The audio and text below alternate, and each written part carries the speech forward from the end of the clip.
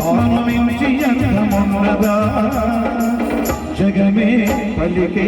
శాశ్వత సత్యమిది ఇందరినీ పలికే శక్తి అమ్మ ఒక్కటే అవతార పురుషుడైన ఆ అమ్మకు కొడుకే అమ్మను మించి దైవమున్నదా ఆత్మను మించి అర్థమున్నదా జగమే పలికే శాశ్వత సత్యమిది అందరినీ కనే శక్తి అమ్మ ఒక్కటే అవతార పురుషుడైన అమ్మకు కొడుకే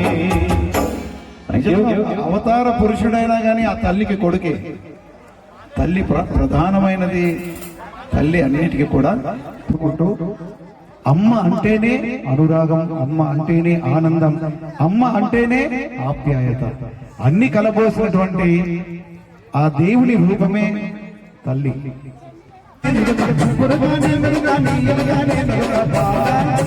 బాగా